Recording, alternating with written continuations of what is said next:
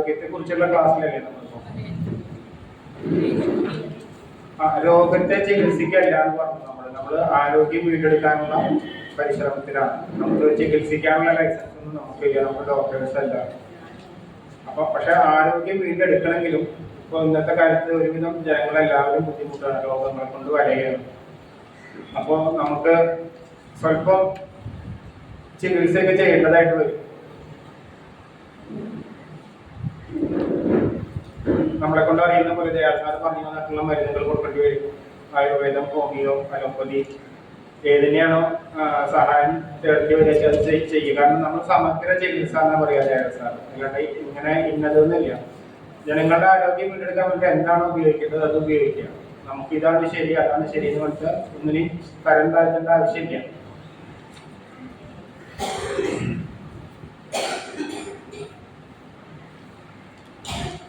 അപ്പൊ നമുക്ക് ഇതുവരെ ഇത്രയും നാളായിട്ട് കിട്ടിയിട്ടുള്ള എല്ലാ അറിവുകളും ഉപയോഗിച്ച് നമ്മള് ജനങ്ങളുടെ ബുദ്ധിമുട്ടുകൾ മാറ്റാനായിട്ട് ശ്രമിക്കുകയാണ്. പിന്നെ പുതിയൊരു നമ്മൾ പറഞ്ഞു പുതിയൊരു ചികിത്സാ രീതി ചിട്ടപ്പെടുത്തുക.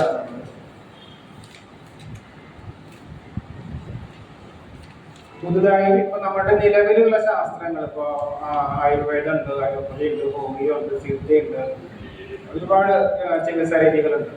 അപ്പൊ അതിൽ നിന്ന് നമുക്ക് കിട്ടുന്ന റിസൾട്ട് എന്ന് പറഞ്ഞാൽ രോഗം പൂർണ്ണമായിട്ട് മാറ്റാൻ കഴിയുന്നില്ല.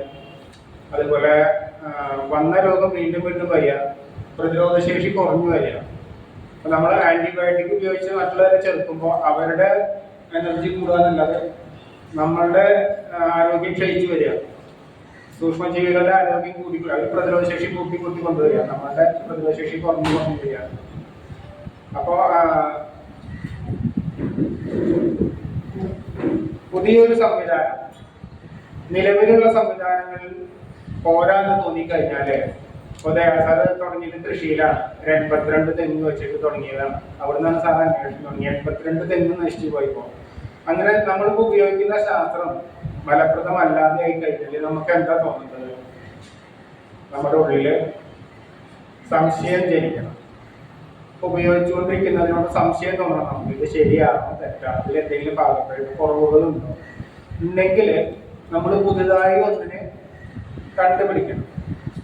പുതുതായി ഒന്നിനെ കണ്ടുപിടിക്കാൻ ഉള്ള പ്രയാണം, അതായത് നിലവിലുള്ള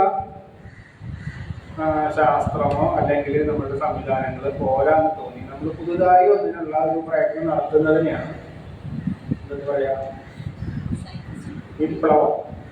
നമ്മൾ പറയും വിപ്ലവകരമായ മാറ്റം കുറയ്ക്കണം.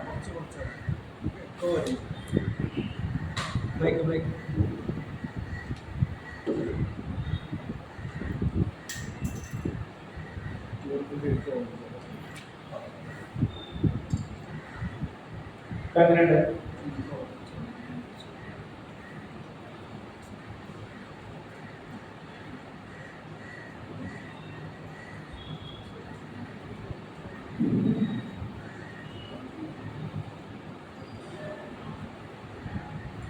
അപ്പൊ പുതിയ ഒന്നിലേക്കുള്ള പ്രയാണം.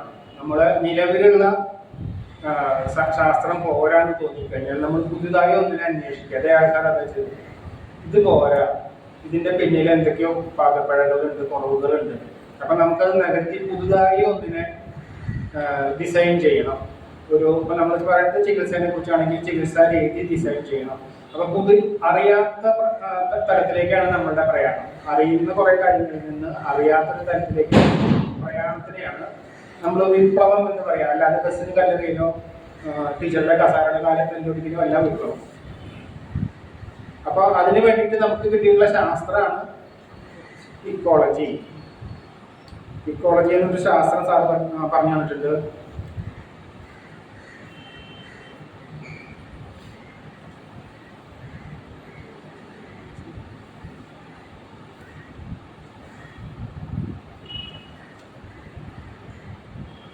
അപ്പോ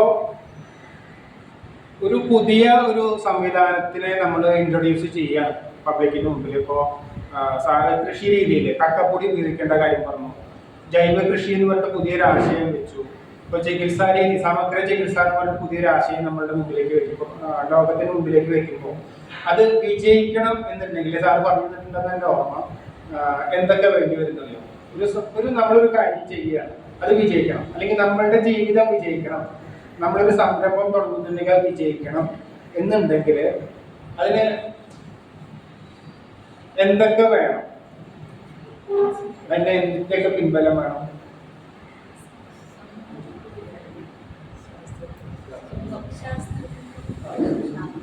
ഒരു ശാസ്ത്രത്തിന്റെ പിൻബലം, വേണം. അതാണ് നമ്മുടെ അടുത്തുള്ള ഇക്കോളജി എന്ന് പറഞ്ഞ ശാസ്ത്രം.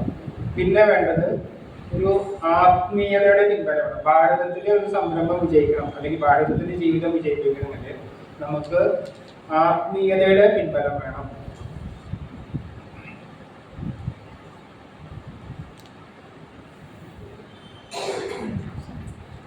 സാറിങ്ങനെ ചോദ്യം ചോദിക്കുമ്പോൾ ഇന്ന് പരീക്ഷയുണ്ടെന്ന് പറയപ്പെട്ടു.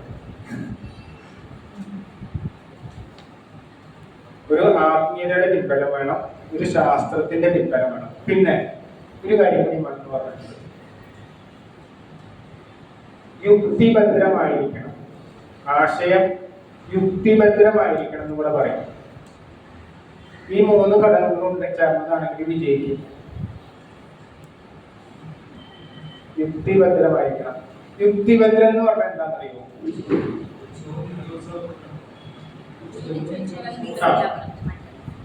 ഏത് ദിശയിൽ നിന്നുള്ള ചോദ്യത്തിന് ഉത്തരം കൊടുക്കാൻ കഴിയണം. ചോദ്യകർത്താവിന് തൃപ്തികരമാവുന്ന രീതിയിൽ നമുക്ക് ഉത്തരം കൊടുക്കാൻ കഴിയണം. അതാണ് യുക്തിഭദ്രമായിട്ടുള്ള ആശയം എന്ന് പറഞ്ഞാല്. സംശയമല്ല, ഒരാളൊരു ചോദ്യം ചോദിക്കുകയാണ്, ചിലപ്പോൾ നമുക്ക് ആ ആശയത്തിനെ തോൽപ്പിക്കാൻ വേണ്ടിയിട്ടായിരിക്കും. ഇപ്പൊ ദയാസർ MG യൂണിവേഴ്സിറ്റിയിലെ കൃഷിയുടെ കോഴ്സ് തുടങ്ങി, സർട്ടിഫിക്കറ്റ് കോഴ്സ് തുടങ്ങി, ഡിപ്ലോമ കോഴ്സ് തുടങ്ങി, ടീച്ചറൊക്കെ അവിടെ ക്ലാസ് എടുക്കാൻ വേണ്ടാവും. സർട്ടിഫിക്കറ്റ് കോഴ്സിനല്ലേ, സർട്ടിഫിക്കറ്റ് കോഴ്സിന് ഓർഗാനിക് ഫാമിങ്ങിന്റെ സർട്ടിഫിക്കറ്റ് കോഴ്സിന് ക്ലാസ് എടുക്കാൻ വരുന്നത്. ഈ യൂണിവേഴ്സിറ്റി എന്ന് പറയുമ്പോൾ ഒരു അഗ്രികൾച്ചർ യൂണിവേഴ്സിറ്റി ഓൾറെഡി ഒരു നിലവിലുണ്ട് നമുക്ക്. അപ്പൊ അവരുടെ പൂർണ്ണമായും ഒരു ഓപ്പോസിറ്റ് സൈഡിലാണ് നമ്മുടെ MG യൂണിവേഴ്സിറ്റിയിലെ ക്ലാസ് പോകുന്നത്.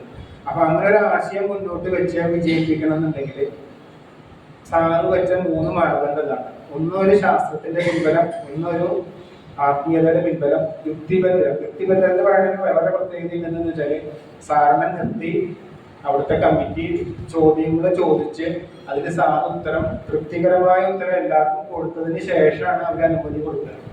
ഒരു യൂണിവേഴ്സിറ്റിയിൽ ഒരാൾ കയറി ഒരു കോഴ്സ് കൊടുക്കുക, അവിടെ തന്നെ ക്ലാസ് എടുക്കുക എന്ന് പറഞ്ഞാൽ നിസ്സാര കാര്യമില്ല. എനിക്ക് തോന്നുന്നില്ല എന്നവരാരെങ്കിലും ചെയ്തിട്ടുണ്ടാവും.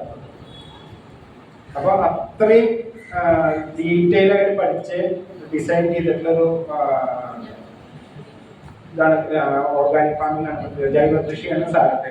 നമ്മുടെ നാട്ടിൽ കാണുന്ന ഇന്നത്തെ വിഷമില്ലാത്ത വെണ്ടക്കായ വഴുതന ഉണ്ടാക്കുന്ന കൃഷിയല്ല. അതിന്റെ ഡീപ് ഇക്കോളജി എന്ന് പറഞ്ഞൊരു ആത്മീയത ഉണ്ടായിരുന്നു. ഇക്കോ സ്പിരിച്വാലിറ്റി, ഡീപ് ഇക്കോളജി അല്ലെങ്കിൽ പ്രകൃതിയുടെ ആത്മീയത, 3 തരത്തിലും പറയാം. ഇക്കോളജിയുടെ കുറച്ചും കൂടി ഡീപ്പായി പഠിക്കുക. അപ്പൊ അത് അതിന്റെ ആത്മീയ തലത്തിലേക്ക് ചെയ്യും. ഡീപ് ഇക്കോളജി, ഇക്കോ സ്പിരിച്വാലിറ്റി എന്ന് പറയാം, അല്ലെങ്കിൽ പ്രകൃതിയുടെ ആത്മീയത എന്ന് പറയാം. ഈ 3 ഘടകങ്ങൾ വെച്ചിട്ടാണ് നമ്മളൊരു കാര്യത്തിന് ഇറങ്ങണമെന്ന് വെച്ചാൽ അത് വിജയിക്കുന്നുള്ള കാര്യത്തിൽ യാതൊരു സംശയമില്ല. അത് സാറ് കാണിച്ചു തന്നാണ്. ഇപ്പൊ നമ്മളുടെ ഈ വാനപ്രസ്ഥം ക്ലാസ്സുകൾ ഓരോ സ്ഥലത്തും ഇപ്പോ 26ാമത്തെ ബാച്ചാണ് നടക്കുന്നത്. നമ്മളുടെ 25 അല്ലേ, 25. അപ്പോ ഇത്രയും കാലം, എത്ര കാലം തുടങ്ങിയതാ? 19-ലാണ്, 2012-ലോ അല്ലേ? ഇപ്പോഴും ആൾക്കാർ നല്ല തിരക്കുണ്ട് ക്ലാസ്സിന്. അത്രയും യുക്തിഭദ്രമായ ആത്മീയതയുടെ പിൻബലമുള്ള, ശാസ്ത്രത്തിന്റെ പിൻബലമുള്ള ഒരു കാര്യങ്ങളാണ് ഡിസൈൻ ചെയ്യുന്നത് സാർ.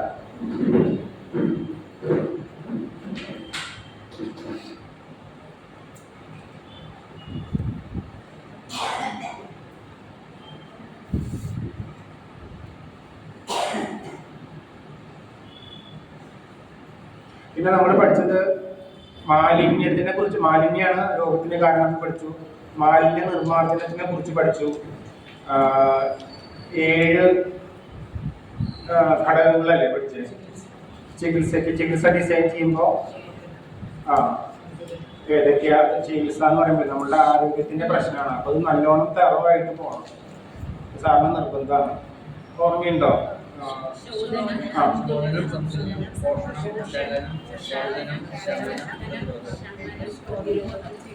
അതിലിപ്പോ ക്ലീനിങ്, മാലിന്യ നിർമ്മാർജ്ജനം എന്ന് പറഞ്ഞാലേ ഇപ്പൊ നമുക്കിപ്പോ അറിയില്ലേ എന്ത് രോഗമാണെന്ന് അറിഞ്ഞില്ലെങ്കിലും നമുക്കറിയാവുന്ന എല്ലാ തരത്തിലുള്ള മാലിന്യ നിർമ്മാർജ്ജനം ചെയ്യാം. വേർപ്പിക്കാം, ശ്വാസകോശം ക്ലീൻ ചെയ്യാം, ബ്ലഡ് പ്യൂരിഫൈ ചെയ്യാം, അന്നം കറക്റ്റ് ചെയ്യാം, നമുക്ക് വയറിളക്കാം, കയ്യൂന്നി നീരൊഴിക്കുക, ഇങ്ങനെയുള്ള എല്ലാ രീതിയിലുള്ള ശോധന മാലിന്യ നിർമ്മാർജ്ജനം ചെയ്തു കഴിഞ്ഞാൽ തന്നെ നമുക്ക് രോഗത്തിൽ നിന്ന് രക്ഷപ്പെടാൻ പറ്റും. ഇത് ഇന്ന രോഗമാണെന്നോ അല്ലെങ്കിൽ എന്ത് ചെയ്യണമെന്നോ അറിയേണ്ട ആവശ്യമൊന്നുമില്ല. പിന്നെ വേണ്ടത് പോഷണം കൊടുക്കുക, അതുപോലെ വിധിച്ച ഭക്ഷണം, അന്നം കറക്റ്റ് ചെയ്യുക. വേണ്ടി വന്നാൽ പ്രതിരോധ ശേഷി കൂട്ടാനായിട്ട് vitamin C, grape seed extract, vitamin B transport അത് ഉപയോഗിക്കുക. അപ്പൊ പെട്ടെന്ന് അസുഖം മാറാനും പ്രതിരോധ ശേഷി കൂട്ടാനും അത് സഹായിക്കും. അതിലെ ശോധനത്തിൽ തന്നെ നമ്മൾ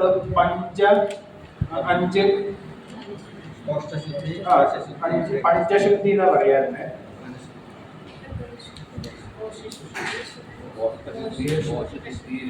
ശുദ്ധി, മനഃശുദ്ധി, ഹൃദയശുദ്ധി. അതിൽ നമ്മൾ ഹൃദയശുദ്ധി വരെ പോയില്ലേ? ശരീരത്തിന്റെ മാലിന്യം മാത്രമല്ല മനസ്സിന്റെ മാലിന്യം മാറ്റണം. മാലിന്യങ്ങൾ എങ്ങനെയൊക്കെ നീക്കാൻ നമ്മൾ നോക്കി. കഴിയുന്നതും ഭക്ഷണത്തിലൂടെ നമ്മൾ മാലിന്യം കളയാൻ നോക്കും. നമ്മൾ കഴിക്കുന്ന ഭക്ഷണം എന്ന് പറഞ്ഞാൽ പേരയ്ക്ക, മുരിങ്ങക്കായ, ഇലക്കറികൾ ഉപയോഗിച്ചിട്ട് നമ്മൾ മാലിന്യം കളയാൻ നോക്കും.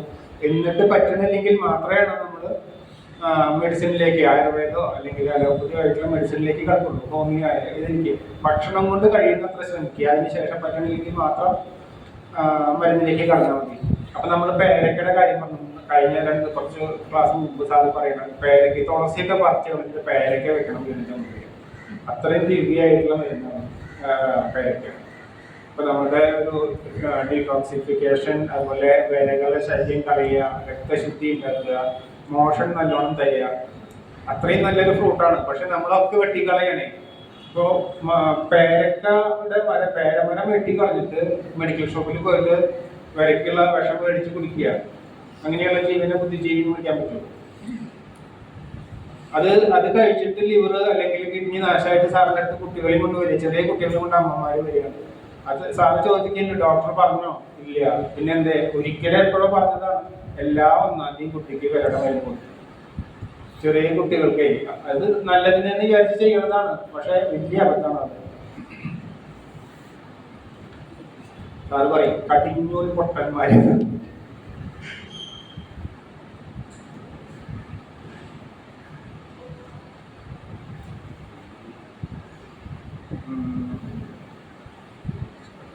കുട്ടികൾ പറഞ്ഞനുസരിക്കില്ല.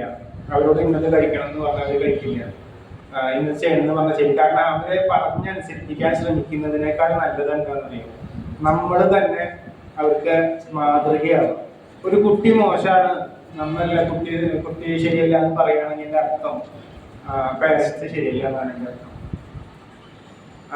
അവര് കണ്ടു പഠിക്കേണ്ടതാണ്. ഇപ്പോൾ സാറേ എപ്പോഴും എല്ലാ ക്ലാസ്സിലും പറയുന്നത്, ഒരു കുട്ടി അനുകരണം. ഒരു അമ്മ അടുക്കളയിൽ പാചകം ചെയ്യുന്നുണ്ടിട്ട് നമ്മളുടെയൊക്കെ ചെറുപ്പത്തിൽ നമ്മൾ ചെയ്താണ്. ഇപ്പോഴത്തെ കുട്ടികൾക്ക് മണ്ണിൽ ഇറക്കില്ല. മണ്ണില് ഉണ്ണിയപ്പം വെച്ച് കളിക്കുക. സ്കൂളിൽ പോയി കഴിഞ്ഞാൽ ഒരുപാട് കളികൾ ഉണ്ടാക്കിയിരുന്നില്ലേ? എത്ര ചിരട്ട ഉപയോഗിച്ചിരുന്നു. മണ്ണില് ശരിക്കും കളിച്ചിരുന്നു, മാന്തി കളിച്ചിരുന്നു. നമുക്കന്ന് ഉൾക്കടിയോ വളക്കടിയോ ഒന്നും പറഞ്ഞിട്ട് വന്നില്ല. അവരെ കാല് മണ്ണിൽ തട്ടി മുകളിലൊക്കെ മണ്ണിട്ട് കൊത്തി വീടൊക്കെ ഉണ്ടാക്കുമായിരുന്നു, ഗുഹയൊക്കെ ഉണ്ടാക്കുമായിരുന്നു. വേറെ മരുന്ന് കഴിക്കരുത്.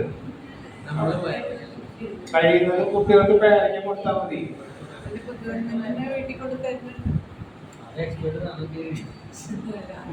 വിഷമാണ്, ഒരു ജീവിനെ കൊല്ലാനുള്ള വിഷമാണ്. പേരയ്ക്കയുടെ മഹത്വം എന്ന് പറഞ്ഞാല് അത് കഴിച്ചാൽ വില ചാവില്ല, അത് ശരീരത്തിൽ നിന്ന് പോവുള്ളൂ, ആ പ്രാവിനെ കൊല്ലുന്നില്ല. അതുകൊണ്ടാണ് പറഞ്ഞ തുളസി പറയുന്നത്, തുളസി പറിച്ച് കളഞ്ഞ് പേരയ്ക്ക വെക്കണം എന്ന് പറയാൻ കാരണം അത്രയും പരിശുദ്ധമായിട്ടുള്ളൊരു ഫ്രൂട്ടാണ് മരമാണ്. ആ കൃമി അല്ലെങ്കിൽ വരേനെ കൊല്ലുന്നില്ല, അതിനെ പുറത്ത് കളയും. അതിലെന്താ വേറെ പ്രശ്നം എന്ന് വെച്ചാൽ വരയ്ക്ക് കഴിച്ചു കുഞ്ഞിന്റെ വയറ്റിൽ നിന്ന് വര പോകുന്നത് കണ്ടു കഴിഞ്ഞാൽ പിന്നെ അമ്മമാര് കൊടുക്കില്ല എന്നുള്ളതാണ് വേറെ പ്രശ്നം. പേടിയാണ്. സാറ് ഒരാളെ സംസാരിച്ച് 1.5 മണിക്കൂർ എടുത്ത് പറഞ്ഞു മനസ്സിലാക്കാൻ. ഇത് കഴിച്ചിട്ട് ഇത്ര നീളമുള്ളത് ഉണ്ടാവില്ലല്ലോ. ഇന്നലെ കഴിച്ചു, ഇന്നത്തേക്ക് ഇത്ര നീളമുള്ള വര ഉണ്ടാവും. അത് കുറെ കാലം മുമ്പ് ഉണ്ടായിട്ടുള്ളതാണ്. അപ്പൊ അത് ഉള്ളത് പോവുകയാണെന്ന് പറഞ്ഞാൽ മനസ്സിലാവുന്നില്ല. വര വരുന്നു എത്ര പറഞ്ഞാൽ അവസാനം പിന്നെ അല്ലല്ല അത് പിന്നെ വര വരികയാണ്. സംഭവിക്കില്ല. അപ്പൊ കുട്ടികൾ അനുകരിക്കുകയാണ് ചെയ്യുക. അപ്പൊ സ്കൂളിൽ പോണ കുട്ടികൾ ചെറുപ്പത്തിലെ നമ്മളത് പറഞ്ഞാലേ ചോറിന്റെ അടുത്ത് വടി എടുത്തിട്ട് വഴിയിൽ നടന്ന ചേമ്പിനെ തല്ലും, ചോദ്യം ചോദിക്കും, ചെടികളുടെ അടുത്ത് ടീച്ചറായിട്ട് അനുകരിക്കുക. അപ്പൊ നമ്മൾ അനുകരിക്കുകയാണ് കുട്ടികൾ ചെയ്യുക. അപ്പൊ നമ്മൾ അവരോട് പറഞ്ഞു കൊടുത്താൽ അവർ കേൾക്കില്ല. നമ്മൾ മാതൃകയായിട്ട് പോവുക. അവരുടെ ചുറ്റുപാടും കാണുന്നത് വീട്ടില് മുമ്പിപ്പോ കൂട്ടുകുടുംബം കണ്ടപ്പോ ഞാനൊക്കെ ജനിച്ച വീട്ടിൽ എന്ന് പറഞ്ഞാൽ ഒരുപാട് അംഗങ്ങൾ ഉണ്ടായിരുന്നു. മുമ്പ് തൊട്ട് ഉള്ള ആൾക്കാർ മുത്തശ്ശനൊക്കെ ഉണ്ടായിരുന്നു. അപ്പൊ അവരുടെയൊക്കെ ജീവിതത്തിലത്തെ അനുഭവങ്ങൾ അവർ പറഞ്ഞു തരും. പിന്നെ കുറെ ചിട്ടകൾ നമുക്കുണ്ടായിരുന്നു. സന്ധ്യയാകുമ്പോൾ നാമം ചെല്ലുക, പുറത്തു പോയി വന്ന് കൈയും കഴുകി കയറുക, അങ്ങനെ കുറെ ചിട്ടകൾ ഉണ്ടായിരുന്നു. അപ്പൊ അതൊക്കെ പോയി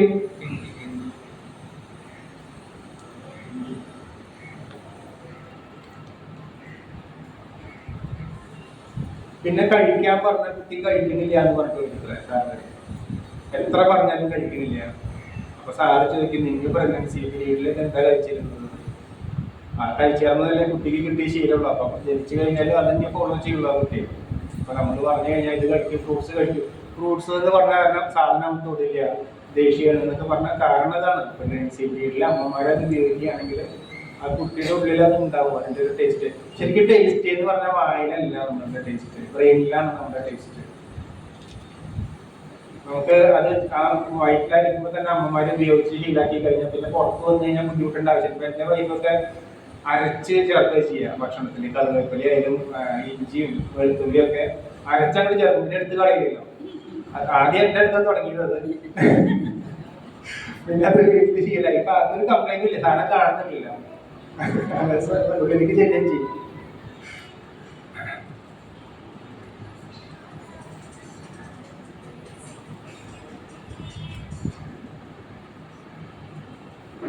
പിന്നെന്താ കോഷ്ടശുദ്ധി എന്ന് പറഞ്ഞാല് മലം, വയറിലെ മലം മാത്രമല്ല, കണ്ണിന്റെ, മൂക്കിന്റെ, ബ്രെയിനിന്റെ, ചെവിയുടെ എല്ലാവരുടെ മലം. ഇപ്പോ ഇന്നലെ കഴിഞ്ഞ ബുധനാഴ്ച ദേവസാറിന്റെ അടുത്ത് ഒരാൾ വന്നിട്ടുണ്ടായിരുന്നു. നോൺ വെജ് മാത്രമേ അയാൾ കഴിക്കുള്ളൂ, ബീഫൊക്കെ നല്ലോണം കഴിക്കും, ഫീൽഡ് വർക്ക് എന്താണ് അവർക്ക്. അപ്പൊ എപ്പോഴും ഹോട്ടലിൽ നിന്ന് ഭക്ഷണം കഴിക്കുക എന്ന് പറഞ്ഞ് അയാൾക്ക് ഈ മൂലക്കുരുവിന്റെ പൈൽസിന്റെ പ്രോബ്ലം എല്ലാ അസുഖങ്ങളും തുടങ്ങി ചെറുപ്പം പയ്യൽ. അപ്പൊ അവൻ ഈ യൂട്യൂബിൽ സെർച്ച് ചെയ്ത് നോക്കിയപ്പോൾ സാറിന്റെ വീഡിയോസ് കാണാൻ പറ്റി. അങ്ങനെ അത് കുറച്ച് ദിവസം കണ്ടപ്പോൾ തന്നെ ആള് മില്ലറ്റിലേക്ക് മാറി, നോൺ വെജ് നിർത്തി. 2 മാസം 1.5 മാസമായിട്ട് നോൺ വെജ് നിർത്തി, മില്ലറ്റിലേക്ക് മാറി, കുക്കുംബർ ജ്യൂസ് കഴിച്ചു. ഇപ്പൊ ആൾക്കൊരു പ്രശ്നമില്ല. എന്നിട്ട് സാറിന്റെ അടുത്ത് വന്നിരിക്കുകയാണ് അപ്പൊ കൂടുതൽ ഡീറ്റെയിൽ അറിയാൻ വേണ്ടിയിട്ട്. അപ്പോൾ അയാൾക്ക് എക്സസൈസ് പറഞ്ഞു കൊടുക്കേണ്ട ആവശ്യം ഉണ്ടായിരുന്നു. അപ്പോൾ എന്നോട് പറഞ്ഞു കൊടുക്കാം. അപ്പൊ എന്നോട് പറയാം, ഞാൻ ഇത്ര ചെയ്തിട്ടുള്ളൂ. സാറിന്റെ വീഡിയോ കണ്ടു നിർത്തി. അതുപോലെ 2-3 പേര് വന്നിട്ടുണ്ടായിരുന്നു സാറിന്റെ അടുത്ത് ജസ്റ്റ് വിവരം പറയാൻ വേണ്ടിയിട്ട്. വീഡിയോ കണ്ടതുകൊണ്ട് മാത്രം. നമ്മൾ യൂട്യൂബിനെ കുറ്റം പറയുമ്പോൾ നമ്മുടെ ദയാൽ സാർ അത് തന്നെയാണ് നടക്കുന്നത്, യൂട്യൂബിൽ തന്നെയാണ്.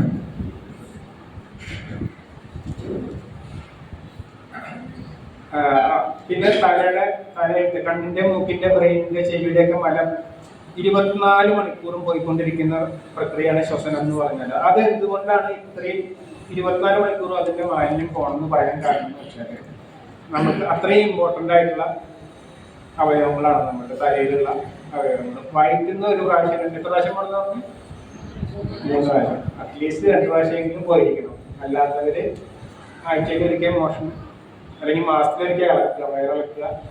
അത് മോഷൻ ഉള്ളവർക്ക് ചെയ്യാം, വയറിളക്കുന്നത് നല്ലതാണ്. അത്രയും ഇമ്പോർട്ടൻ്റ് ആയിട്ടുള്ള അവയവങ്ങളാണ് നമ്മുടെ തലയിലിരിക്കുന്ന. കണ്ണായാലും ചെവിയായാലും മൂക്കായാലും ബ്രെയിനായാലും. ഇവിടെ 2 അറകളുണ്ട്, 2-4 അറകളുണ്ട്. ഇവിടെ ആകാശം എന്ന സാറ് പറയാം. നമ്മുടെ സെപ്റ്റി ടാങ്ക് എന്ന് പറഞ്ഞപ്പോ സാറ് ഇവിടെ സെപ്റ്റി ടാങ്ക് ഉണ്ട്. അപ്പൊ ഇതിന്റെയൊക്കെ മലം നമ്മുടെ കക്കൂസ് പോകുന്ന പോലെ തന്നെ അത് ഇടിഞ്ഞ് വീഴണം. ഇത് ഇടിഞ്ഞ് വീഴണമെങ്കിൽ നമുക്ക് വയറ് കാര്യമാക്കാനാണ്, അല്ലെങ്കിൽ ഗതി മേലോട്ടെന്ന് പറയും വയറുവേണ്ടം. ഗതി മേലോട്ട്. അപ്പൊ ഇതൊന്നും കൂടി ഇടിഞ്ഞിറങ്ങില്ല. സൈനസ് തലയിൽ കഫം കെട്ടി നിൽക്കുന്നു, മാലിന്യം കെട്ടി നിൽക്കുന്നു. ഇതൊക്കെ എക്സ്റേ എടുത്ത് നോക്കി 35 വർഷം തലവേദനിച്ച് നടന്നിരുന്ന ഒരാൾ എക്സ്റേ എടുത്ത് എല്ലാം പേപ്പറുകൾ കെട്ടുകൊണ്ട് വന്നു സാറിനടുത്ത്. ഒന്നുമില്ല, ഒക്കെ നോർമലാണ്. എന്താ സംഭവം? വയറിളക്കാൻ കൊടുത്തപ്പോൾ തന്നെ അയാളുടെ തലവേദന മാറി. പിന്നെ ഇത് കയ്യിൽ നീരൊഴിച്ച് കളയാം. ഭയങ്കര ഫ്ലോ ആണ് വേണം. അത്രയ്ക്ക് 37 കൊല്ലത്തെ മാലിന്യം ഒഴിച്ച് പോകാന്ന് പറഞ്ഞാൽ ആലോചിച്ച് ഉള്ള അവസ്ഥ.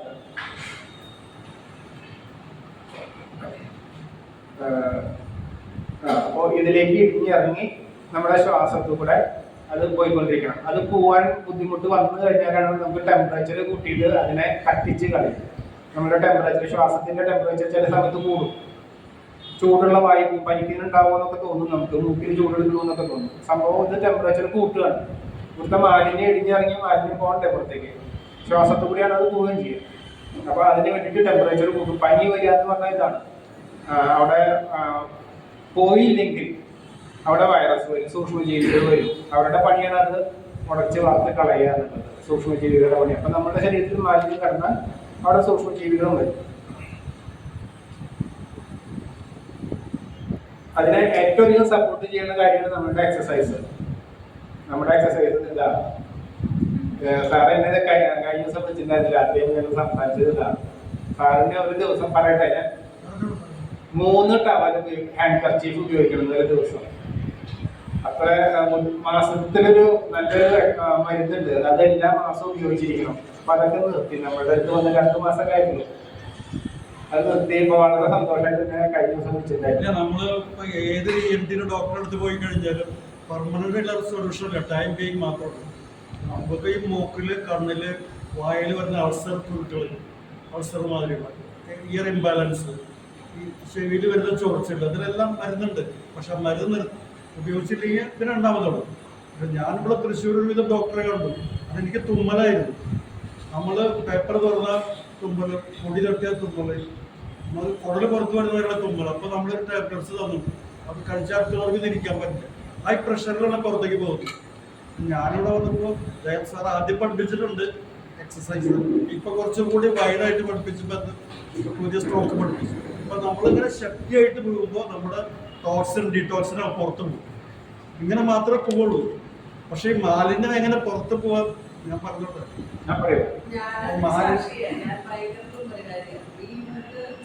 കേൾക്കുന്നുണ്ടോ?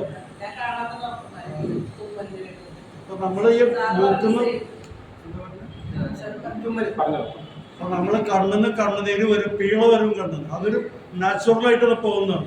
മൂക്കട്ട വരും, അത് മഞ്ഞ നിറത്തിൽ വരും, വെള്ള നിറത്തിൽ വരും. മഞ്ഞ നിറത്തിൽ വന്നാൽ പസ് ഉള്ളെന്ന് പോകുന്നു. അതുമാതിരി നമ്മൾ ഉച്ഛ്വാസമായി കൂടി മാത്രമേ പുറത്തു പോവുള്ളൂ. അപ്പൊ നമ്മൾ ശക്തിയായിട്ട് എക്സസൈസിൽ നോക്കിക്കൂടെ കൂടിയാണ് 3 പ്രാവശ്യം ഇങ്ങനെ. അപ്പോൾ ആ സൗണ്ട് നമ്മുടെ ഹോള് മുഴുവൻ കേൾക്കുന്നുണ്ട് എല്ലാവരും. അപ്പൊ നമ്മൾ ശക്തിയായിട്ട് എനിക്ക് നമ്മുടെ ബോഡി മുഴുവൻ തലച്ചോറടക്കം ഡീടോക്സിനേഷൻ ആവും. അപ്പൊ അങ്ങനെ നോക്കിയപ്പോൾ ആദ്യത്തെ 2 പ്രാവശ്യം ഞാൻ ഡെയിലി ചെയ്ത് നോക്കി. പക്ഷെ വൈകുന്നേരം നമുക്ക് 20 പ്രാവശ്യം ചെയ്യാൻ പറ്റില്ല, 10 പ്രാവശ്യം വഴിക്ക് ടയർഡാവും. അപ്പൊ അങ്ങനെ കണ്ടിന്യൂസ് ചെയ്ത് ഏതാണ്ട് കഴിഞ്ഞ ആഴ്ച തൊട്ട് തീരെ ഇല്ല എനിക്ക്. അപ്പൊ ഞാനിങ്ങനെ ചെയ്യുമ്പോൾ നോക്കുന്ന അപ്പോൾ ജലദോഷം വരും. ജലദോഷം കൂടി ഇതാണ് കാരണം. അപ്പൊ ഏറ്റവും ഇംബാലൻസ് അത് നമ്മൾ കുറഞ്ഞു വീഴുമ്പോൾ അങ്ങനെയാണ്, അല്ലെങ്കിൽ തല കറങ്ങി വീഴുക. അങ്ങനെ അതിപ്പോൾ നമ്മുടെ MN വിജയൻ എന്ന് പറയുന്ന ഒരു സയന്റിസ്റ്റ് ഉണ്ടായിരുന്നു. അങ്ങനെ വീണിട്ട് മരിച്ചതാണ്, കുറഞ്ഞു വീഴില്ല. അതാണ് ഇപ്പോഴത്തെ വരുന്ന സൂപ്പറാണ്. ഇതിനെല്ലാത്തിനും സൊല്യൂഷൻ ഈ എക്സസൈസ്. എനിക്കിപ്പോൾ എവിഡൻസ് ആയി, അതായത് എല്ലാവരോടും പറയണം. ENT ഡോക്ടറെ അടുത്ത് പോയിട്ട് കാര്യമില്ല. ഇപ്പോൾ ദയ ഹോസ്പിറ്റല്, അതുമാതിരി അമല ഹോസ്പിറ്റല്, അതുമാതിരി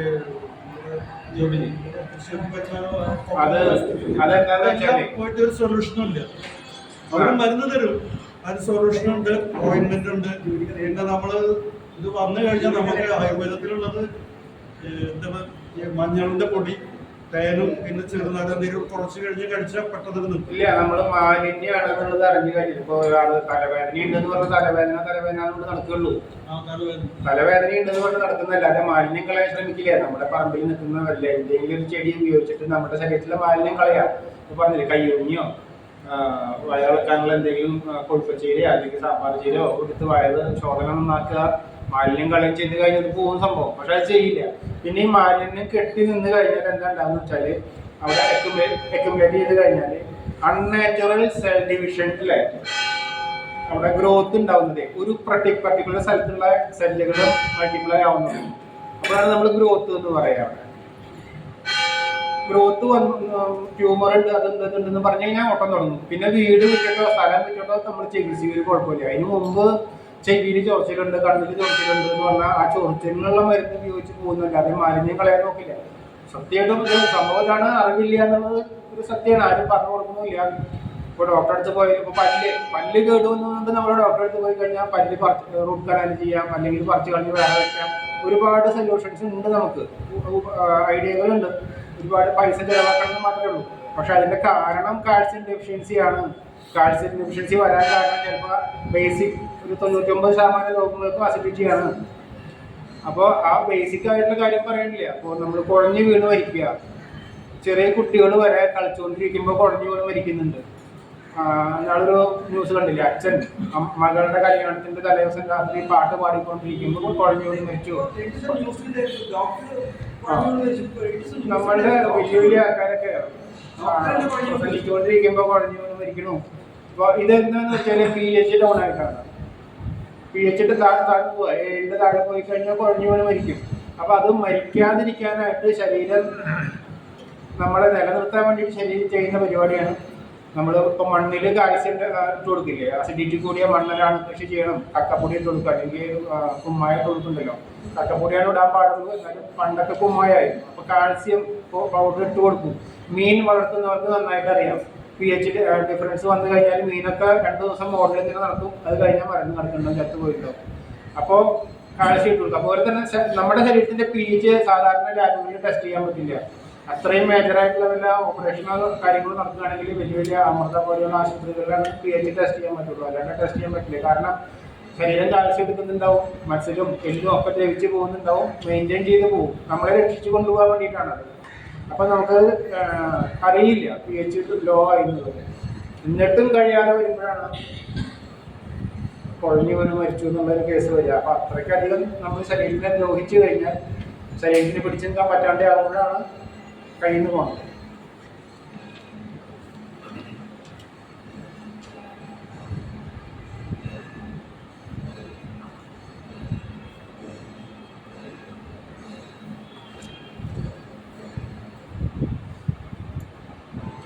സാറ് നമ്മള് അന്ന് ഫസ്റ്റ് പറഞ്ഞില്ലേ 11 വർഷം കൂടുമ്പോൾ ഒരു പുനരാവർത്തന പ്രക്രിയ എന്ന് പറഞ്ഞിട്ട്. ഇപ്പൊ നമ്മുടെ കോവിഡ് വന്നിട്ട് ഒരു 11 വർഷം കഴിഞ്ഞാല് അടുത്ത വൈറസ് അറ്റാക്ക് പ്രതീക്ഷിക്കാം നമുക്ക്.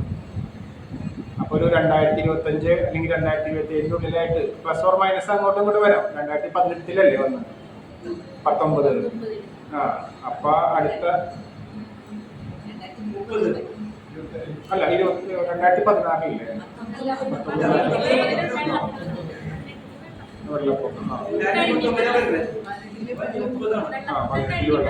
മാർച്ചിലാണ് ശരിക്കും.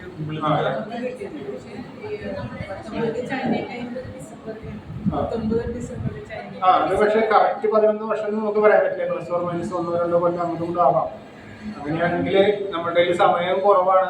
മാക്സിമം എല്ലാവരോടും പറഞ്ഞ് നമ്മൾ സ്വയം മാലിന്യം കളയുക, വയർപ്പിക്കുക, വയറിളക്കുക, കയ്യൊന്നിനെ വെച്ച് തല ക്ലീൻ ചെയ്യുക. അന്ന് കോവിഡിന്റെ സമയത്ത് സാറ് പറഞ്ഞത് നിങ്ങൾ കംപ്ലീറ്റ് വയറിളക്കാൻ പറഞ്ഞ എല്ലാവരും. അന്ന് ക്ലാസ് ലാസ്റ്റ് മാർച്ച് സാറ് എല്ലാവരുടെ സ്റ്റുഡൻസിനോടും പറഞ്ഞു വയറിളക്കാൻ പറഞ്ഞാൽ വയറിളക്കിയില്ലെങ്കിൽ ശരീരം വയറിളക്കും അല്ലേ? വൈറസ് അറ്റാക്ക് വന്നാൽ ആദ്യം വലിയ വയറിളക്കുക ചെയ്യാം. ശരീരം ചെയ്യണതാണ്, മാലിന്യം കളയാൻ നോക്കും ശരീരം. അപ്പൊ നമ്മൾ വയറിളക്കം ഛർദ്ദിയുന്നതുകൊണ്ട് മരുന്ന് വേറെ കഴിക്കും. പരമാവധി എല്ലാവരുടെ അടുത്തേക്ക് എത്തിക്കുക. കാരണം അടുത്തതെന്ന് പറഞ്ഞാൽ വന്ന കോവിഡിന്റെ മുതിർന്ന ആൾക്കാരായിരിക്കും, അതിനേക്കാൾ നല്ല ശക്തിയുള്ള ആൾക്കാരായിരിക്കും. കാരണം അവര് മ്യൂട്ടേഷൻ സംഭവിച്ച അവർക്കുള്ള പ്രതിരോധമൊക്കെ അവർ തരണം ചെയ്ത് കഴിഞ്ഞു. അല്ല, നമ്മളുടെ ഭാഗത്തുനിന്ന് നമുക്ക് പറ്റുന്നത് വർക്ക് ഹാർഡ് ചെയ്യുക, മറ്റുള്ളവരെ പറഞ്ഞ് മനസ്സിലാക്കിയിട്ട് രക്ഷിക്കാൻ നോക്കുക, സ്വയം രക്ഷപ്പെടാൻ നോക്കുക. കുറെ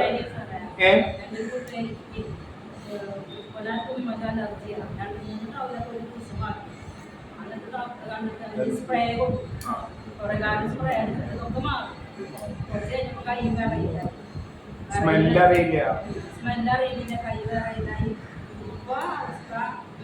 നടക്കാൻ പറ്റില്ല. ഞങ്ങൾ നടക്കൂടി കണ്ടപ്പോൾ ദയനീയമായിട്ടുള്ള അവസ്ഥ. ഭക്ഷണം കഴിക്കില്ല, ആരോട് സംസാരിക്കില്ല. ഞാനത് ഇതൊക്കെ അയച്ചു കൊടുക്കും 100% മാറുന്നുണ്ട്. അപ്പോൾ മണ്ണിൽ പിടിച്ച് നടത്തുന്നുണ്ട് തുടങ്ങുന്നത് എല്ലാവർക്കും പേടിച്ച് കൊണ്ടുപോകാൻ പറഞ്ഞിട്ടുണ്ട്.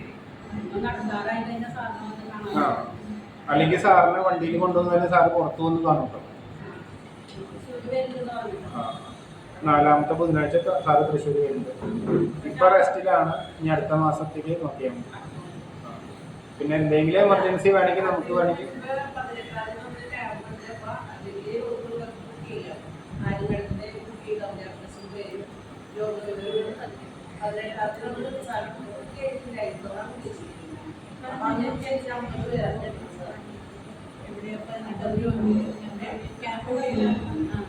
എവിടെയാണ് സ്ഥലം?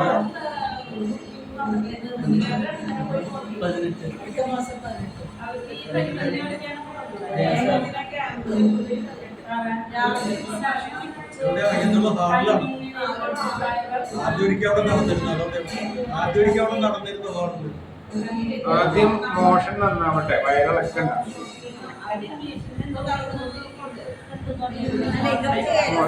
മോഷൻ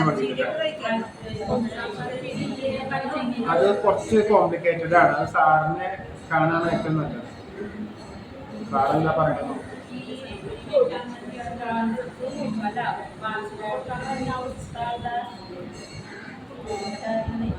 നമ്മുടെ എന്താ പറയാ ചികിത്സിച്ചിട്ടുണ്ടാവണ അവസ്ഥയാണ് ഇപ്പോൾ പറയുന്നത്. നമുക്ക് ഒരു പ്രശ്നം വന്നു കഴിഞ്ഞാൽ അതിന് ഒരു ശമനം കിട്ടല്ലല്ലോ ചെയ്യുന്നത്. കൂടുതൽ കോംപ്ലിക്കേറ്റഡ് ആകുക. അതുപോലെ തന്നെ നമ്മൾ ക്ലീനിങ്ങിൽ ലെൻസ് വളരെ ഇമ്പോർട്ടൻ്റ് ആയിട്ടുള്ളതല്ലേ. ലെൻസ് കോവിഡിന്റെ സമയത്ത് എങ്ങനെയാ കോവിഡ് ടെസ്റ്റ് എന്ന് പറഞ്ഞാല് നമ്മളുടെ ഓക്സിജൻ കണ്ടന്റ് ആണ് ടെസ്റ്റ് ചെയ്തത്. ഓക്സിജൻ കണ്ടന്റ് ആണ് ബ്ലഡിലെ ഓക്സിജൻ കണ്ടന്റ് ടെസ്റ്റ് ചെയ്യുക കോവിഡ് ടെസ്റ്റ് എന്ന് പറഞ്ഞാൽ. അപ്പോൾ ലങ്സ് വളരെ ഇമ്പോർട്ടൻ്റ് ആണ്. ലങ്സ് ക്ലീൻ ചെയ്യാനുള്ളത് എന്തൊക്കെയാ പറഞ്ഞേ? നമ്മളുടെ മത്തങ്ങ നല്ല മൂത്ത മത്തങ്ങ കഴിക്കുക, നമ്മളുടെ എക്സസൈസ് ചെയ്യുക. അത് രണ്ടും മാത്രം മതി ലങ്സ് ക്ലീൻ ചെയ്യാൻ.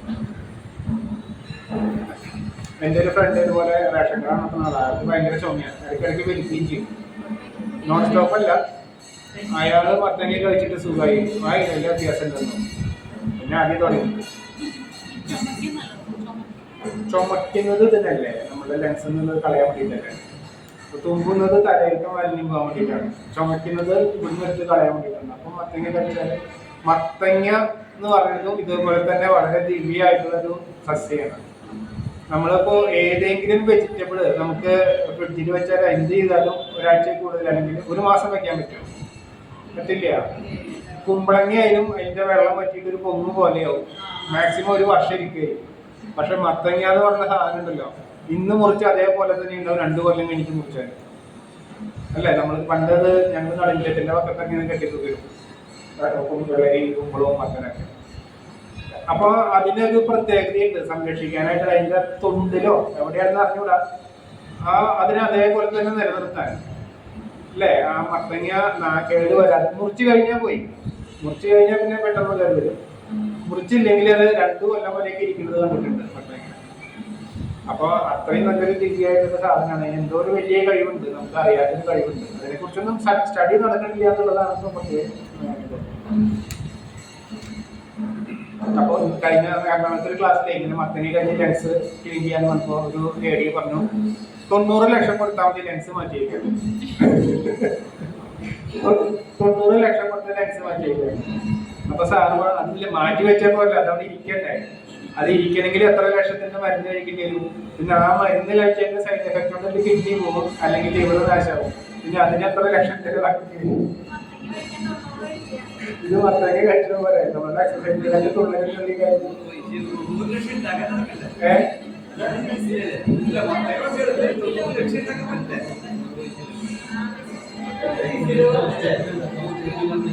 അല്ല, മത്തങ്ങ അതുപോലെ മുരിങ്ങക്കായ, പേരക്കായ, സസ്യങ്ങളുടെ പ്രത്യേകത നോക്കും. സസ്യങ്ങളുടെ ആ ഒരു പ്രത്യേകത അവരുടെ നമുക്ക് പറ്റുമോ? നമുക്കിപ്പോ ഒരു ചളിവെള്ളം എടുത്തിട്ടാണ് കരിമ്പ് ജ്യൂസായിട്ട് കരിമ്പ് തരണത് നമുക്ക് അല്ലേ? ടെക്നോളജി നമുക്ക് പറ്റുമോ? ഒരു മെഷീൻ ഉണ്ടാക്കി ഒരു സൈഡിൽ കൂടെ വെള്ളം കഴിഞ്ഞിട്ട് മറ്റേ സൈഡിൽ കൂടെ മധുരമുള്ള ജ്യൂസ് വരെ എത്താൻ പറ്റും. അപ്പൊ അവരുടെ ടെക്നോളജിയുടെ മുമ്പിൽ നമ്മളൊന്നുമല്ല. നമുക്ക് വേണ്ട മെഡിസിൻസ് ഉണ്ടാക്കുന്ന പ്ലാന്റ് എന്ന് പറയുമ്പോൾ ഇന്നലെ വന്ന അയാളുടെ അടുത്ത് സംസാരിച്ചപ്പോ അവരുടെ വീട്ടിലുണ്ടാവുന്നുണ്ട് പ്ലാന്റ്സ്. നമുക്കൊരു അസുഖം വരുന്നതിന് മുമ്പേ നമ്മുടെ വീടിന്റെ പറമ്പില് വീടിന്റെ അടുത്ത് ആ ചെടി വരും. ഇത് പറയുമ്പോ സാറ് പറഞ്ഞു കൊടുക്കുമ്പോൾ അയ്യോ അതവിടെ നിറച്ച് നിന്നപ്പോ ഞാൻ പറിച്ചു ഇല മുളച്ചി അല്ലെങ്കിൽ തങ്കരക്കാട്ട ഓരോ കൈയൂന്നി പറമ്പ് മുഴുവൻ വൃത്തിയാക്കി നിറച്ചുണ്ടായിരുന്നു. അപ്പൊ അത് ആവശ്യം അപ്പൊ കിട്ടായില്ലേ. അപ്പൊ അത് നമുക്കൊരു രോഗം വരുന്നതിന് മുമ്പേ നമ്മുടെ തൊടിയിലെ പറമ്പില് വീടിന്റെ അടുത്ത് എവിടെയെങ്കിലും ഇത് ഉണ്ടായിരുന്നു വളരെ നന്നായിട്ട് നിൽക്കുന്നുണ്ടാവും. ഞാൻ അവിടെ നിൽക്കും കിട്ടാന്ന് പറഞ്ഞിട്ട് നമ്മളത് കാണാൻ നമ്മളത് കാണുന്നില്ലേ മനസ്സിലാക്കുന്നില്ല. അതിന് വിത്തുണ്ട് വീട്ടിൽ എപ്പോഴും വെച്ച് വെള്ളമൊഴിച്ചാൽ കൈയൂന്നിലാണോ? വിത്തുണ്ട്. ചെറിയ പൂവല്ലേ? കടമണി കണ്ടിട്ട് കൈയൂന്നിലെ വിത്ത് വന്നിട്ടാ കൈയിലെ ചെടി വെച്ചാൽ ഉടനെ പോകുന്നു, പെട്ടെന്ന് പിടിക്കുന്നു. തന്നെ അതാണ് ശരിക്കും പിടിക്കുക. എറണാകുളത്ത് ഒരു കുട്ടി കൊണ്ടുണ്ടായിരുന്നു ഇംഗ്ലീഷ് ടീച്ചർ മറ്റേ ടീച്ചറുടെ ഫ്രണ്ടാക്കി. അദ്ദേഹം ഒരു കൈയൂന്നി കൊണ്ടു. ഇത്ര വലിപ്പത്തില്ല എനിക്ക് കാണിച്ചു തന്നു. അപ്പൊ ഞാൻ എനിക്കറിയില്ല കാർഡ് കണ്ടിട്ട് കോർപ്പറേഷന്റെ ഫ്രണ്ടിൽ ഒരു പച്ചമരത്തിന്റെ കട അവിടെ എപ്പോഴും കിട്ടും. പക്ഷെ അവര് പുതിയത് കൊണ്ടുവരുമ്പോ വാങ്ങിച്ചാൽ മതി, അല്ലെങ്കിൽ ഉണങ്ങിയതാ കിട്ടുക. അത് ഇത്ര പോന്നല്ല സാറ് പറഞ്ഞ കൈയൂന്നിയാണെന്ന് പറഞ്ഞു. നമുക്ക് സംശയമായിട്ടുണ്ട്. ചില പ്രദേശങ്ങളിലെ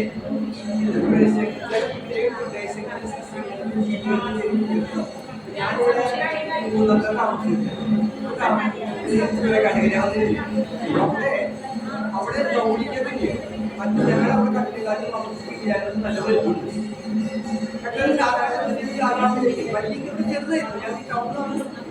നമ്മുടെ പൂവരശിട്ടല്ല കടൽ തീരത്ത് നിൽക്കുന്ന പൂവരശിട്ടാണെങ്കിൽ ഭയങ്കര വലിയ ഒരെല്ലാം മതി 10 ക്ലാസ്സിലേക്ക്. സാറ് പറഞ്ഞിട്ട് 4 ഇട്ട് കഴിഞ്ഞാൽ കുടിക്കാൻ പറ്റാത്ത അവസ്ഥ. ഒരെല്ലാം മതി വലിയ അല്ലയോ. എനിക്ക് വിൻസെന്റ് തന്നിട്ട് ഞാൻ വീട്ടിൽ വെച്ച് പിടിച്ചിട്ട് അപ്പൊ അതൊന്നും ഉപയോഗിക്കണം. അത് സാറിന്റെ സ്റ്റുഡൻസിന്റെ പ്രത്യേകതയാണ്. ഒരു നേരെങ്കിലും മില്ലറ്റ് കഴിക്കുന്നവരായിരിക്കും, കുക്കുംബർ ജ്യൂസ് ഡെയിലി കഴിക്കുന്നവരായിരിക്കും. പിന്നെ ഒരുവിധം മെഡിസിനൽ പ്ലാന്റ്സ് ഒക്കെ കയ്യിലുണ്ടാവും.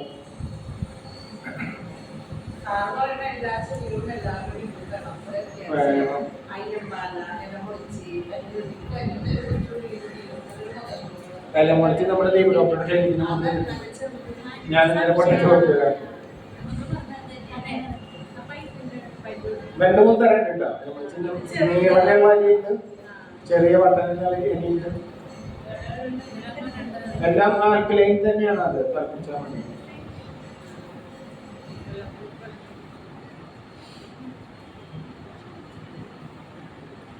പിന്നെ രക്തത്തിലെ മാലിന്യം കളയുന്നതിനെ കുറിച്ച് പറഞ്ഞു. രക്തത്തിലെ മാലിന്യം ഏതൊക്കെയാണെന്ന് അറിയാം. നമ്മൾ രക്തം ശുദ്ധിയാക്കുന്നത് മാത്രമേ പറഞ്ഞുള്ളൂ. രക്തത്തിന്റെ മാലിന്യം പ്രധാനപ്പെട്ട 2 മാലിന്യങ്ങളാണ് രക്തത്തിൽ വരുന്നത്. ഒന്ന് മെയിനായിട്ട് നമ്മുടെ അസിഡിറ്റിയാണ്. നമുക്കിന്ന് പഠിക്കാനുള്ളത് അസിഡിറ്റിനെ കുറിച്ച് തന്നെയാണ്. അത് രക്തശുദ്ധിക്ക് രക്തത്തിൽ വരുന്ന ഏറ്റവും പ്രധാന മാലിന്യത്തിലൊന്ന് ആസിഡിറ്റിയാണ്. രക്തത്തിൽ അസിഡിറ്റി വരിക.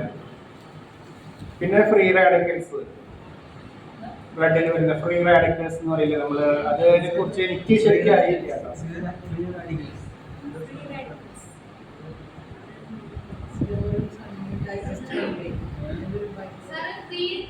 ഫ്രീ റാഡിക്കൽസ്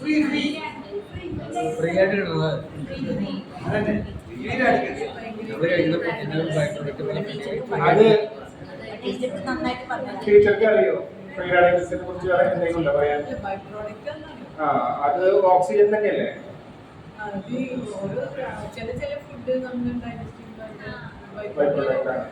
അത്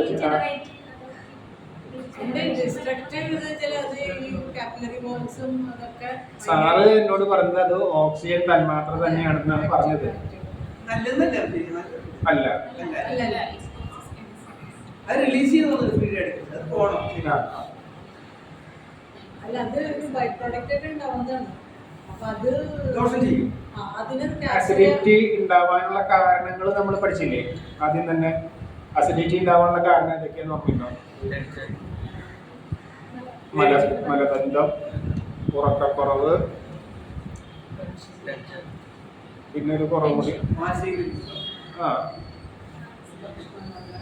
ഉറക്കക്കുറവ്, ഉറക്കമൊഴിച്ചു കഴിഞ്ഞാൽ അത് മലബന്ധത്തിൽ നിന്ന് വരും. മാലിന്യം ഇരുന്നാൽ അസിഡിറ്റി വരും. പ്രോട്ടീൻ, പ്ലാന്റ് പ്രോട്ടീനും ആനിമൽ പ്രോട്ടീനും അസിഡിറ്റി കൂട്ടുന്ന സാധനങ്ങളാണ്. അപ്പൊ അത് അവക്കാഡോയില് നന്നായി നിൽക്കുന്നത് ഫാറ്റാണ്. നമ്മുടെ ഒരു ഫാറ്റും വെള്ളത്തിൽ ലയിക്കില്ലല്ലോ. അവക്കാഡോ എന്ന് പറഞ്ഞാൽ വാട്ടർ സോളിബിൾ ഫാറ്റാണ്. നമ്മുടെ ശരീരം വെള്ളമല്ലേ, അറിയോ? 70% ജലം എന്ന് പറയുമ്പോൾ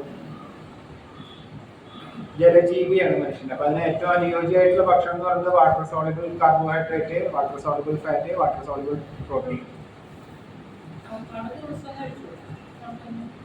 അത് വാട്ടർ സോളിബിൾ എന്ന് പറഞ്ഞത് അതാണ്. വെച്ചാല് നമുക്ക് അധികരിച്ചാലും ദോഷം വരില്ല. നമ്മുടെ മാലിന്യങ്ങൾ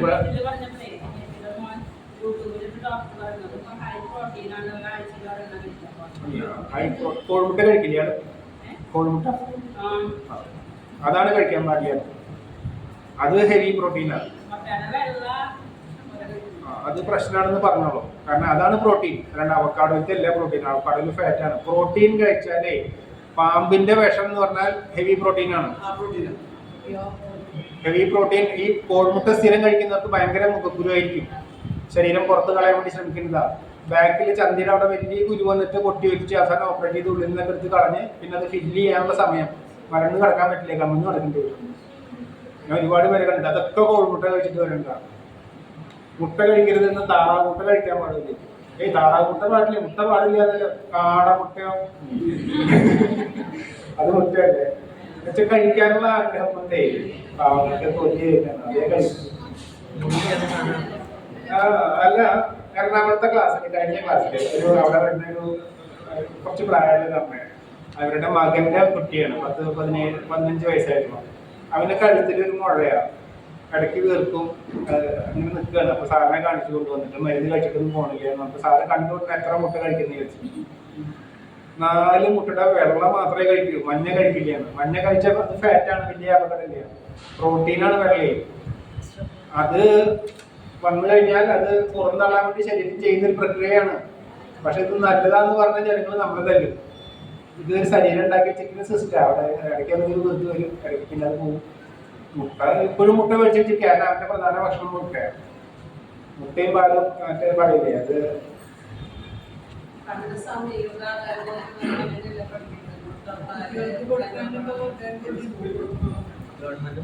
അത് ഓരോ ജീവിക്ക് അനുയോജ്യമായിട്ടുള്ളത് പഠിക്കില്ലല്ലോ. ടെസ്റ്റ് ചെയ്ത് ലാബിൽ ടെസ്റ്റ് ചെയ്ത് കിട്ടുന്ന റിസൾട്ട് ഇതിൽ ഇങ്ങനെ ഉണ്ട്. അപ്പോൾ ഫ്രീ റാഡിക്കൽസ് എന്ന് പറഞ്ഞാല് ഓക്സിജന്റെ തന്മാത്രകളാണെന്നാണ് ദയാൽ സാർ എനിക്ക് പറഞ്ഞത്. ഞാൻ അതിനെ കുറിച്ച് കൂടുതൽ പഠിച്ചിട്ടില്ല. ആന്റി ഓക്സിഡൻസ് കഴിച്ചാൽ അത് നമ്മുടെ ആന്റി ഓക്സിഡന്റ് ആയിട്ട് സാധ്യത തരുന്ന പ്രധാന സാധനമാണ് vitamin C powder, grape seed extract. പിന്നെ ഇവിടെ ലോകത്ത് കിട്ടുന്ന എല്ലാ ഫ്രൂട്ട്സും ആന്റി ഓക്സിഡൻസ് ആണ്. ഫ്രൂട്ട്സ് മാത്രം കഴിക്കുകയാണെങ്കിൽ നമ്മൾ എന്താ ശ്രദ്ധിക്കേണ്ട ഭക്ഷണത്തിൽ? കാർബോഹൈഡ്രേറ്റും ഫാറ്റും പ്രോട്ടീനും. ഇത് നിർബന്ധമായിട്ട് ശ്രദ്ധിക്കണം. നമ്മുടെ ശരീരത്തിന് എപ്പോഴും വേണ്ടതാണ്. കാർബൺ ഡൈ ഓക്സൈഡ് നമ്മൾ 24 hours പുറത്തേക്ക് വിടുന്നത് കൊണ്ട് തന്നെ അത്രയും ക്വാണ്ടിറ്റി കാർബോഹൈഡ്രേറ്റ് ഉള്ളിലേക്ക് ചെല്ലണം. നമുക്ക് കാർബൺ ഡൈ ഓക്സൈഡ് കാർബോഹൈഡ്രേറ്റ് ഏറ്റവും കൂടുതൽ വേണ്ടത്. 60% energy from carbohydrate, 30% energy from fat, 10% energy from protein എന്ന് പറയാം. അത് പ്ലസ് ഓർ മൈനസ് ആവും, ഡിപ്പെൻഡ് അപ്പോൺ ദ പേഴ്സൺ. അവരുടെ ജോലി, അവരുടെ ശരീരത്തിന്റെ ഷേപ്പ്, രൂപത്തിന്റെ വലിപ്പം ഇതൊക്കെ അനുസരിച്ച് മാറും. അപ്പോൾ ഫ്രീ റാഡിക്കൽസ് പോകാനായിട്ടാണ് vitamin C powder, grape seed extract കൊടുക്കുക. പിന്നെ ഫ്രൂട്ട്സ് എല്ലാം കഴിക്കാം.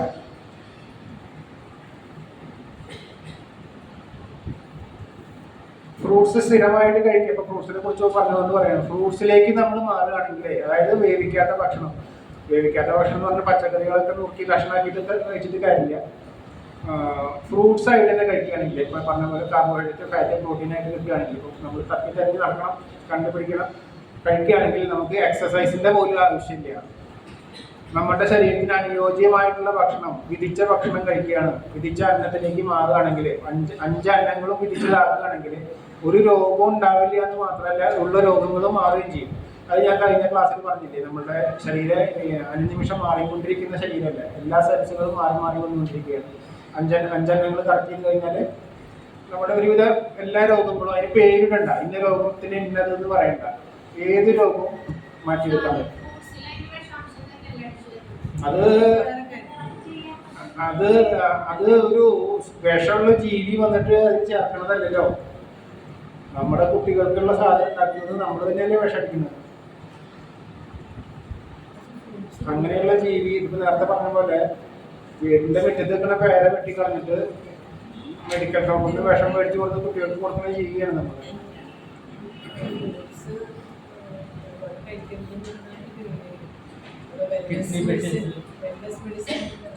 അല്ല, നമുക്ക് ഫ്രൂട്ട്സ് വരുന്നതില് ഒരുവിധൊക്കെ നമ്മുടെ മാലിന്യത്തിൽ കൂടെ പുറത്തേക്ക് പോകും. യൂറിനിൽ കൂടി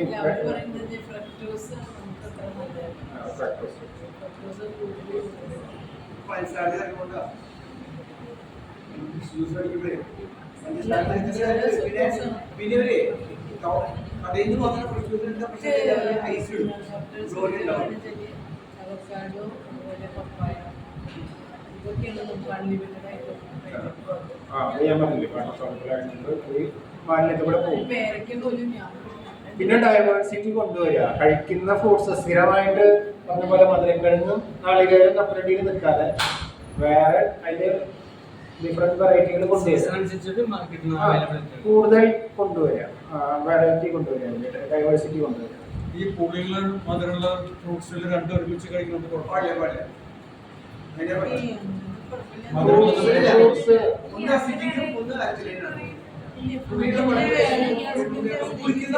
ഫ്രൂട്ട്സില് ഇപ്പൊ നമ്മൾ പറഞ്ഞു കരിമ്പ് ജ്യൂസ് കുടിച്ചാലേ ഷുഗർ രോഗം എന്ന് പറയുന്നില്ല, അത് കഴിച്ച ഉടനെ ചിലപ്പോൾ കുറച്ചായിട്ട് കാണിച്ചാലും ആ ജ്യൂസിന് അറിയാം അത് എങ്ങനെ ഡയബറ്റീസ് എന്നുള്ളത് അറിയാം. ഫ്രൂട്ട്സിൻ്റെ ഉള്ളിൽ ഉണ്ടാക്കണ്ടേ നമ്മുടെ ശരീരത്തിന് അനുയോജ്യമായിട്ട് നമ്മളുടെ ഭക്ഷണം, വിധിച്ച ഭക്ഷണം പറഞ്ഞില്ലേ, നമുക്ക് പ്രകൃതിയിൽ നിന്ന് കിട്ടുന്ന ഭക്ഷണം വേവിക്കാതെ കഴിക്കാനുള്ളതാണ്. വിധിച്ച ജലം, കുടിവെള്ളം ഏതാ? ജ്യൂസ് തന്നെയാണ്, ജ്യൂസാണ്. കരിമീൻ ജ്യൂസ് അല്ലെങ്കിൽ ഫ്രൂട്ട്സിൽ നിന്ന് കിട്ടുന്ന ജ്യൂസാണ് നമ്മുടെ. അതായത് നമ്മളുടെ തല ഒന്ന് ആലോചിച്ച് നോക്കുക, എത്രമാത്രം ഡിവൈൻ ഹ്യൂമൻ ബീയിങ് എന്ന് പറഞ്ഞാൽ പ്രകൃതി ഒരുക്കി വെച്ചതേ നമുക്ക് കഴിക്കാൻ പാടുള്ളൂ. ഇപ്പൊ ഭൂമിയിലുള്ള ജലം സസ്യങ്ങൾക്കുള്ളതാണ്, നമുക്കുള്ളതല്ല. നമുക്ക് വേണ്ട ജലം സസ്യങ്ങൾ ഉണ്ടാക്കി തരും. അപ്പൊ നമ്മളുടെ ആ ലെവല് ഗ്രേഡ് എവിടെ നിൽക്കണമെന്ന് നോക്കി നോക്കും. മനുഷ്യജീവി എന്ന് പറഞ്ഞ ജീവിയുടെ അന്നമായാലും ജലമായാലും നമുക്ക് വേണ്ടി പ്രകൃതി ഒരുക്കി തന്നിട്ടാണ് നമുക്ക് തരുന്നത്. അല്ല, ഞാൻ പറയണതേ, നമ്മൾ മനുഷ്യൻ എന്ന് പറഞ്ഞ ജീവിനെ ഏത് തലത്തിലാണ് ദൈവം വെച്ചിരിക്കുന്നത്, പ്രകൃതി വെച്ചിരിക്കുന്നത് നോക്കും. എല്ലാം ഒരുക്കി വെച്ചിട്ടുണ്ടാക്കിയതാണ്. അതിന് പരാഗണം നടത്താനുള്ള ജീവികളെ ഒരുക്കി, ആ ജീവികളെ മെയിൻറ്റെയിൻ ചെയ്യാനുള്ള അതിന്റെ ബാക്കിയുള്ള ഡിവിഷൻസിനെ ഉണ്ടാക്കി. ഇതൊക്കെയാണ് മനുഷ്യനെ. ഏറ്റവും അധികം ജലം കിട്ടുന്നത് നമ്മുടെ തണ്ണിമത്തനിലെ കുക്കുംബറിലാണ്. അതായത് 97% അതിൽ വെള്ളമാണ്. ആ വെള്ളം നാച്ചുറലായിട്ട് നമ്മൾ എന്താ പറയുക, പ്രകൃതിയുടെ ജലം. അതിന്റെ പൾപ്പ് വളരെ കുറച്ച് കിട്ടുന്നത്, 3% കിട്ടുന്നുള്ള ഞാൻ നോക്കി 2-3 ദിവസം. അത് തുണിയിലരിക്കണം. മറ്റുള്ള സാധാരണ ജലത്തിൽ വെച്ചരിച്ചിട്ട് തുണിയിലരിച്ചു കഴിഞ്ഞാൽ കംപ്ലീറ്റ് പ്യുവർ വെള്ളം കിട്ടും. നോക്കിയിട്ട് ഡയറക്റ്റ് നമ്മൾ ഇഞ്ചക്ഷൻ ചെയ്യണ അത് നമ്മളത് സ്ഥലം മാറ്റി പോവുകയാണ്.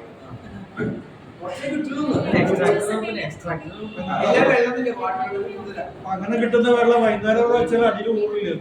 ഞാൻ നോക്കിയത്.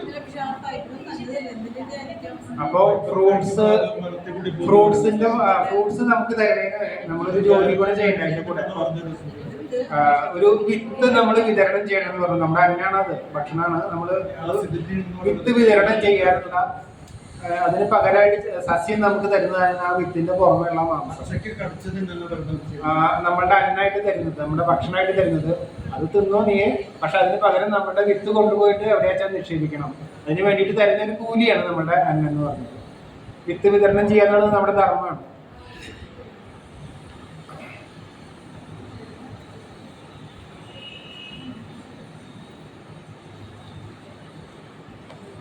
ഫ്രൂട്ട്സ് ദഹിപ്പിക്കാനുള്ള ദഹന വ്യവസ്ഥ നമുക്ക് ശരീരത്തിൽ ഉണ്ടാക്കിയിട്ടുണ്ട്.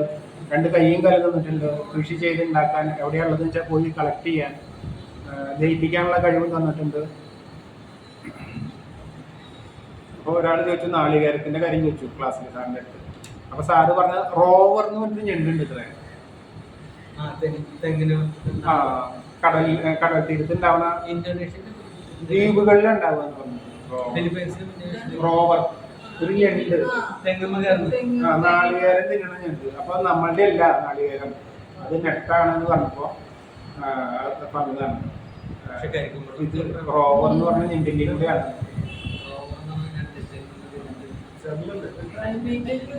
ഇനി ഇതൊന്നും കഴിച്ചില്ലെങ്കിലും നമ്മൾ ഇത്രയും കാലം ജീവിച്ചതൊന്നും വിധിച്ചന്നം കഴിക്കാതെ തന്നെയാണ് ജീവിച്ചല്ലേ. നമ്മൾ ഇത്ര കാലം ജീവിച്ചത് എങ്ങനെയാ? വിധിച്ചന്നം കഴിച്ചിട്ടാണോ? കിട്ടിയത് കഴിച്ച് സ്വാദുള്ളത് നോക്കി വേവിച്ച് അറിയാവുന്ന രീതിയിലൊക്കെ സ്വാദ് കൂട്ടി വേണ്ടതൊക്കെ ചേർത്ത് കഴിച്ചിട്ട് ഇത്രയും കാലം ജീവിച്ചില്ലേ. അപ്പൊ അതിന് പറ്റും, നമുക്ക് ജീവിക്കാൻ പറ്റും. പുളി, മാങ്ങ, തക്കാളി, ഇരുമ്പാപ്പുളി, ഓരോന്നിന്റെ പുളിപ്പ് തരുന്ന ആസിഡ് വ്യത്യാസം. ഇപ്പോൾ കോൽപ്പുളിയിലാണെങ്കിൽ ടാർട്ടാറിക് ആസിഡ്, നാരങ്ങയിലാണെങ്കിൽ അതിന് സിട്രിക് ആസിഡാണ്. അപ്പോൾ ഓരോന്നിനും വ്യത്യാസമുണ്ട്. അപ്പോൾ ഇരുമ്പുള്ളിൽ കുറച്ച് ഭയങ്കര സ്ട്രോങ് ആയിട്ടുള്ള അതിൻ്റെ പേര് എനിക്ക് കിട്ടുന്നുണ്ട്.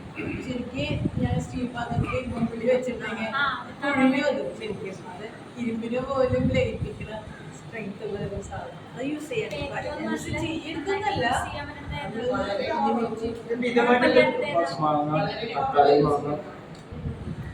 അഥവാ യൂസ് ചെയ്യണമെങ്കിൽ മൺപാത്രങ്ങളിലോ അല്ലെങ്കിൽ സ്പടിയോ അങ്ങനത്തെ പാത്രങ്ങളിലൊക്കെ അതിലൊന്നും യൂസ് ചെയ്യാൻ പാടില്ല. നമുക്ക് വിധിക്കാത്ത ഭക്ഷണമായാലും നമ്മൾ ജീവിച്ചു പോകും. കാരണം ശരീരത്തിന്റെ അഡ്ജസ്റ്റ് ചെയ്യാനുള്ള കപ്പാസിറ്റി ഭയങ്കരമാണ് നമ്മുടെ ശരീരത്തിനെ നിലനിർത്താനായിട്ട് അതിൻ്റെ ഉള്ളിലുള്ള നമ്മുടെ പ്രാണനും ഒരുപാട് കഷ്ടപ്പെടുന്നുണ്ട്. മാലിന്യം കളയാനും സിസ്റ്റം ഉണ്ടാക്കിയിട്ടുള്ളത് തന്നെ കണ്ടില്ലേ. നമ്മൾ ശ്വസനം എന്ന് പറഞ്ഞാൽ 24 hours നടക്കുന്നത്. അത്രയും പ്രധാനപ്പെട്ട അവയവങ്ങളാണ് നമ്മുടെ തലയിലുള്ളത്. അപ്പൊ അതിന്റെ മാലിന്യങ്ങൾ 24 മണിക്കൂറും പോയിരിക്കണം. അപ്പൊ നമ്മളെ ഉണ്ടാക്കിയിട്ടുള്ളതാണ്. നമ്മൾ അതിന് മാത്രം ഒന്നൊരു നന്ദി പോലും മനസ്സിൽ വെക്കുന്നില്ല. അങ്ങനെ സിസ്റ്റം നമുക്ക് ഉണ്ടാക്കി തന്നേനുള്ളത്.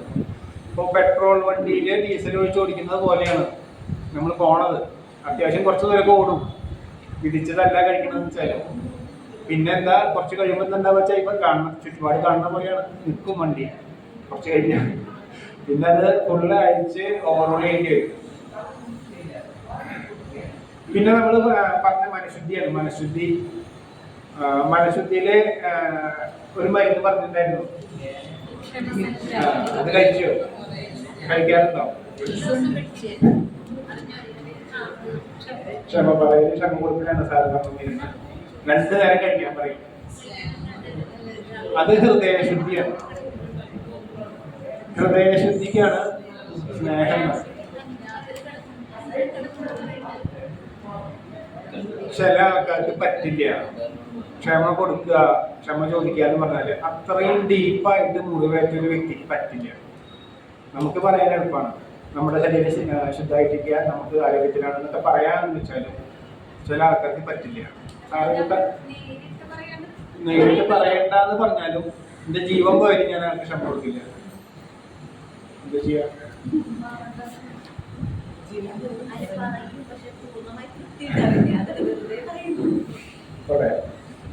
അപ്പോ പറ്റും.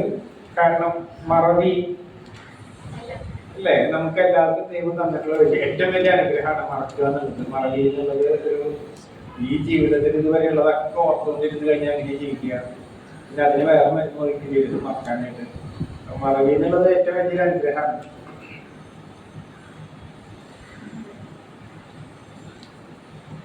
മറക്കാനും പൊറുക്കാനുമുള്ള കഴിവ്.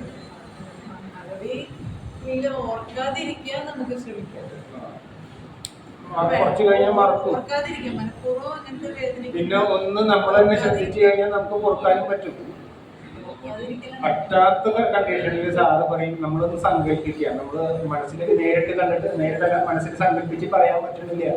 ജസ്റ്റ് ഒന്ന് കുമ്പിട്ട് തൊഴുന്ന പോലെ കാണിക്കാൻ പറയും. ഒന്ന് കാല് തൊട്ട് വന്നിക്കണമെന്ന് അതുപോലെ ഒന്ന് കാണിക്കാൻ പറയും. നേരിട്ട് പോയിട്ടല്ല, നമ്മൾ ഒരു ഇമാജിനേഷൻ. അത് 2 ദിവസം ചെയ്ത് കഴിഞ്ഞാൽ പിന്നെ നമുക്ക് പറയാൻ പറ്റും, ക്ഷമ പറയാൻ പറ്റും.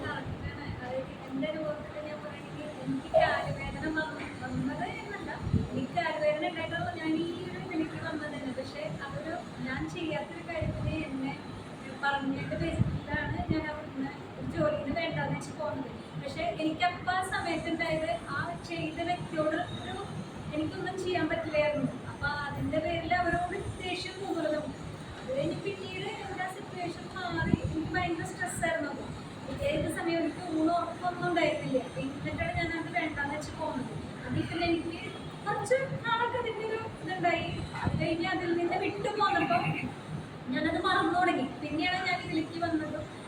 ഞാൻ സ്വാഭാവികമായിട്ട് മറന്നു. പിന്നെ ക്ഷമ പറഞ്ഞു ഞാൻ അവരോടായിട്ട് പറഞ്ഞില്ലെങ്കിൽ പോലും ഞാനത് മറന്നു. അത് മറന്നപ്പോൾ സ്വാഭാവികമായിട്ടും രണ്ടും കൂടി വന്നിട്ടായിരിക്കാം. സ്വാഭാവികമായിട്ട് മറന്നു. എൻ്റെ വേദനയും സ്വാഭാവികമായിട്ട് തന്നെ മാറിയെന്നാണ് ഞാൻ വിശ്വസിക്കുന്നത്. അല്ല, അവരോടുള്ള ആ ഒരു ദേഷ്യം എൻ്റെ മനസ്സിലുണ്ടായിരുന്നപ്പോൾ എൻ്റെ വേദനയുടെ അളവ് കൂടുതലായിരുന്നു. അത് സ്വാഭാവികം മറന്നപ്പോൾ എനിക്ക് പിന്നെ അവരെ കാണുമ്പോൾ എനിക്ക് പ്രശ്നമില്ല. അവരെ കണ്ടപ്പോൾ ഞാനത് ഓർക്കണം പോലുമില്ല. എൻ്റെ അനുഭവത്തിൽ നിന്ന് ഞാൻ പറഞ്ഞതാണ്. പക്ഷെ അവരോട് എനിക്ക് നന്നായിട്ട് സമീപിക്കാൻ പറ്റി. ഇപ്പൊ എനിക്ക് പ്രോബ്ലം ഇല്ല. കുറച്ച് നമ്മുടെ എക്സസൈസും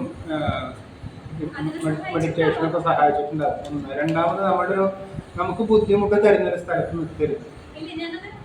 ബുദ്ധിമുട്ടി കഷ്ടപ്പെട്ട് നമ്മൾ ജോലി ചെയ്യരുത്. നമുക്ക് ഏറ്റവും ഇഷ്ടപ്പെട്ടതിലേക്ക് മാറണം. പക്ഷെ ഇത് ഉപേക്ഷിച്ചിട്ട് പിന്നെ തരാൻ പോകരുത്.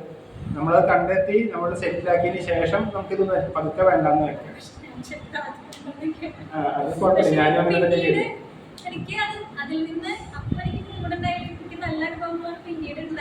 ഞാനും 40 വയസ്സിൽ നിർത്തിയതാണ്. ഡോളറാ സമ്പാദിച്ചിരുന്നത്, അമേരിക്കൻ ഡോളർ.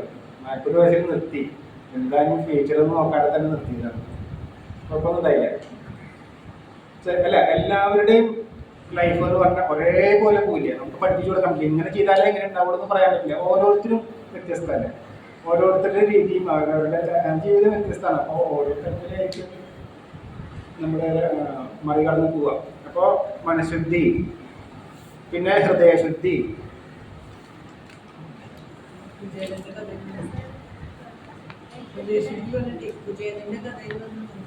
അതെയാ? അത് ഹൃദയശുദ്ധി എന്ന് പറഞ്ഞാൽ സ്നേഹം നിറയ്ക്കലും സ്നേഹം കൊടുക്കലുമാണ്. സ്നേഹം നിറയ്ക്കുക, കൊടുക്കുക. ഞാൻ എപ്പോഴും പറയുന്നത് തന്നെ, നമ്മൾ ഒരു പുഴയാവണം. കെട്ടി നിൽക്കരുത്. ദൈവത്തിന്റെ സ്നേഹം അതിന് കെട്ടി നിന്നാൽ ദുഷിക്കും. രക്തം കെട്ടി നിന്നാൽ ദുഷിക്കും. ജലം കെട്ടി നിന്നാൽ ദുഷിക്കും. അപ്പോൾ ദൈവത്തിന്റെ സ്നേഹം അതിന് കെട്ടി നിന്നാൽ ദുഷിക്കും. അത് ഒഴുകി പോകണം. അപ്പോൾ നമ്മൾ ദേവാലയത്തിൽ പോകുന്നു, സ്നേഹം വാങ്ങി നിറയ്ക്കുന്നു. വരുന്ന വഴിയിലുള്ള പള്ളിയോ മങ്കോ ചർച്ച് എന്താ കണ്ടാലും അവിടെ നിന്നൊക്കെ നമുക്ക് സ്നേഹം വാങ്ങി നിറയ്ക്കാം. കൂടുതലായതൊന്നും കുഴപ്പമൊന്നുമില്ല. കാരണം അത്രയും കൂടുതൽ ആൾക്കാർക്ക് നമുക്ക് കൂടുതൽ എമൗണ്ട് സ്നേഹം കൊടുക്കാൻ പറ്റും. വീണ്ടും നിറയ്ക്കണം. പിന്നെ നമ്മുടെ ശരീരത്തിൽ തന്നെ ഉണ്ടല്ലോ ഒരു സ്നേഹം നിറയ്ക്കാൻ, സ്നേഹം കിട്ടുന്ന ഒരു സ്ഥലം നമ്മുടെ ശരീരത്തിൽ തന്നെ സന്നിധാനം, ഈശ്വരൻ ഇരിക്കുന്ന ഇടം. നമുക്ക് ഇവിടുന്ന് സ്വീകരിക്കാം. ഇവിടുന്ന് സ്വീകരിക്കാൻ കഴിയുന്നവർ തന്നെ അമ്പലത്തിൽ പോയിട്ട് തന്നെ വേണം, അല്ലെങ്കിൽ പള്ളിയിൽ പോയിട്ട് വേണം, നിർബന്ധമില്ല. ഈശ്വര സന്നിധാനത്തിൽ നിന്ന് നമുക്ക് സ്നേഹം സ്വീകരിക്കാം. നമ്മുടെ ശരീരം മുഴുവൻ നിറയുന്നതായിട്ട് സങ്കല്പിക്കുക മെഡിറ്റേറ്റ് ചെയ്തിട്ട്. എന്നിട്ട് മറ്റുള്ളവർക്ക് കൊടുക്കും. ഉണ്ടെങ്കിലേ കൊടുക്കാൻ പറ്റുള്ളൂ. നമ്മുടെ ഇന്നത്തെ നാട്ടിലെ ലോകത്ത് ഏറ്റവും ഡെഫിഷ്യൻസി സ്നേഹമാണ്. സ്നേഹമാണ് ഇല്ലാത്ത സാധനം. അതെന്തുകൊണ്ടാണെന്നറിയോ? അല്ല, ഉള്ളിലില്ലാത്തത് കൊണ്ടാണ്. ഉള്ളിലുണ്ടെങ്കിലല്ലേ കൊടുക്കാൻ പറ്റുള്ളൂ. അപ്പൊ അത് നിറയ്ക്കുന്നേ വേണം. ചോദിച്ച് വാങ്ങി നിറയ്ക്കണം. സ്നേഹം എന്ന് പറഞ്ഞ സാധനം നമ്മള് പുറത്തേക്ക് കൊടുക്കുന്നതിനെ കുറിച്ച് പറഞ്ഞില്ലേ? ചെറിയൊരു മുള്ളാണ്, അത് കുത്തി ഒരു മുള്ളാണ് സമൂഹത്തിന് കൊടുത്തതെന്നുണ്ടെങ്കിലേ നമുക്ക് തിരിച്ചു കിട്ടുന്നത് കുന്തം, മുള്ളല്ല. കുന്തമായിട്ടാണ് തിരിച്ചു ചെയ്യുക. ചിലപ്പോൾ 1 or 2 കുന്തമായിട്ടാണ് വരിക. ചെറിയ മുള്ളാണ്, ജസ്റ്റ് ചെറിയ പണി കൊടുക്കുന്നതാണ് രസം. പക്ഷെ തിരിച്ചു വരുമ്പോൾ അത് വലിയ കുന്തമായിട്ടാണ് വരിക. സമൂഹത്തിലേക്ക് നമുക്ക് കൊടുക്കുന്നത് പൂക്കളാണെങ്കിലോ പൂമാലയായിട്ട് നമ്മുടെ കഴുത്തിൽ വന്ന് വീഴുന്ന പറയാം. നമ്മൾ കൊടുക്കുന്നത് സ്നേഹമാണെങ്കിലോ, സ്നേഹമാണ് ഈശ്വരൻ. അപ്പൊ നമ്മൾ കൊടുക്കുന്നത് ഈശ്വരനാണ്. സ്നേഹപ്രഭാപൂരം ജ്യോതിയായിട്ട് നമുക്ക് തിരിച്ചു വരും, ഈശ്വരനായിട്ട് തന്നെ നമുക്ക് തിരിച്ചു വരും. കൊടുക്കുന്നതിന്റെ ഇരട്ടി. അപ്പൊ നമ്മൾ ശ്രദ്ധിച്ചാൽ മതി, നമുക്ക് കിട്ടുന്നതിനെ കുറിച്ച് എന്ത് കിട്ടിയെന്ന് ചിന്തിക്കുന്നതിനേക്കാൾ കൂടുതൽ എളുപ്പം നമ്മൾ എന്ത് കൊടുക്കുന്നു, നമ്മുടെ പ്രവൃത്തി നമ്മൾ കൊടുക്കുന്നതിനെ കുറിച്ച് ശ്രദ്ധിച്ചാൽ മതി. കിട്ടുന്നത് ഓട്ടോമാറ്റിക്കായിട്ട് വന്നോളൂ. എന്തായാലും ഇതിന്റെ ഇരട്ടി വരുന്ന കാര്യം ഉറപ്പാണ്. അപ്പൊ നമ്മുടെ ശ്രദ്ധ ഇതിൽ മാത്രം ഉണ്ടായാൽ മതി, കൊടുക്കുന്നതിൽ ഉണ്ടായാൽ മതി, മറ്റേതിനെ കുറിച്ച് ചിന്തിക്കണ്ട. നല്ല ഫിലോസഫി അല്ലേ? അത് കുറച്ച് പറയില്ലേ, പലിശ എടുത്ത് തിരിച്ചു കിട്ടും. അതെ. ഉള്ളിലുണ്ടെങ്കിലല്ലേ കൊടുക്കാൻ പറ്റുള്ളൂ. ആ, അതിനാണ് നമ്മൾ വാങ്ങി നിറക്കണം എന്ന് പറയാൻ കാരണം. ഉള്ളിൽ നിറച്ചാലേ കൊടുക്കാൻ പറ്റുള്ളൂ, കൊടുത്തിരിക്കുകയും വേണം.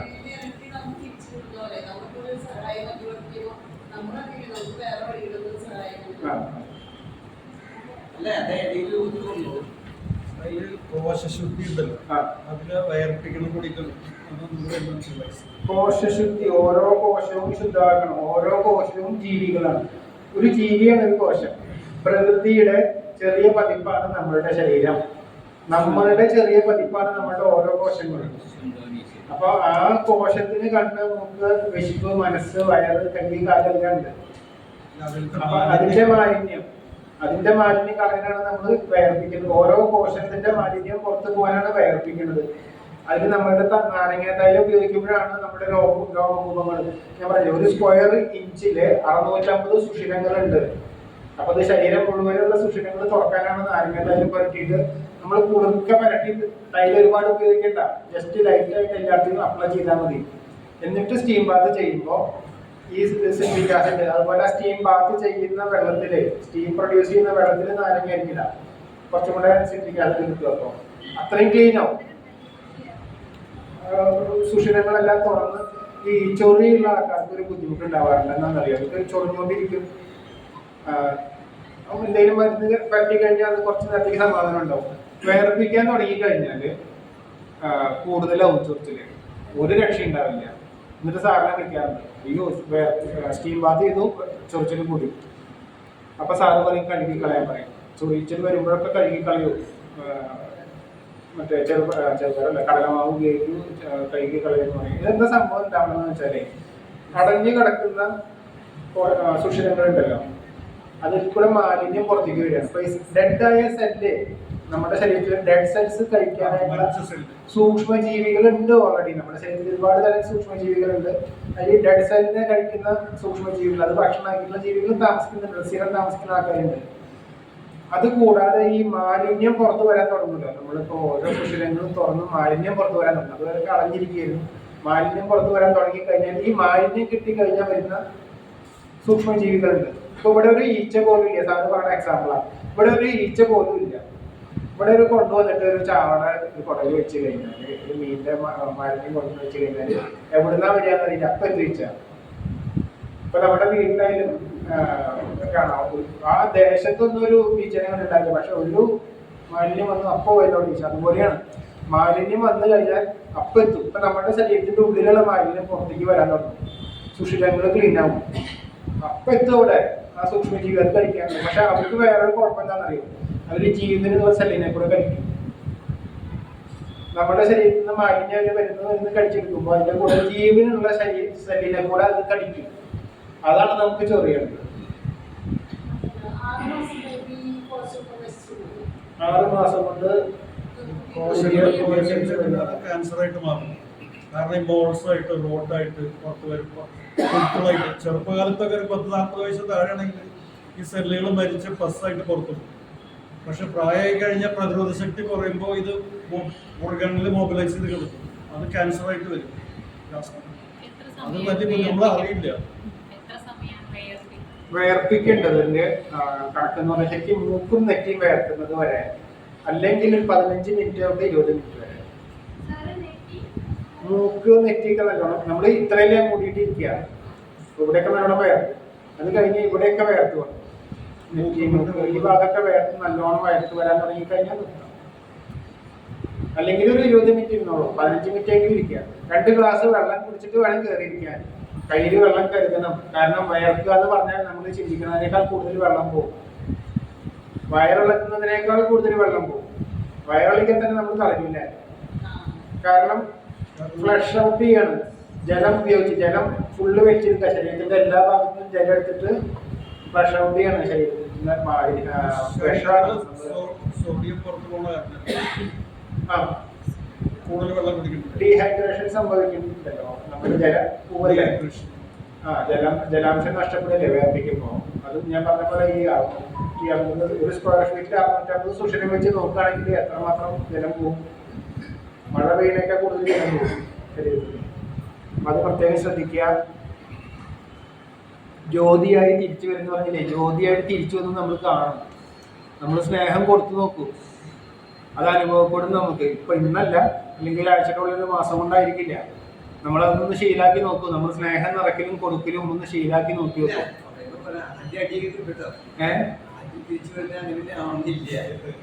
അല്ല, അതാ പറഞ്ഞ നമ്മള് കൊടുത്തതാണ് തിരിച്ചു കിട്ടുക. അത് പലിശ അടക്കം ചിലപ്പോ പലിശയും കൂടി കിട്ടും. അപ്പൊ അത് കൊടുക്കുന്നത് അത് കിട്ടി കഴിഞ്ഞിട്ടില്ലെങ്കിൽ കിട്ടും. ശരിക്ക് മനുഷ്യരൂപം കൊണ്ടുവന്നിട്ട് നമുക്ക് തരുന്നത് കാണാം.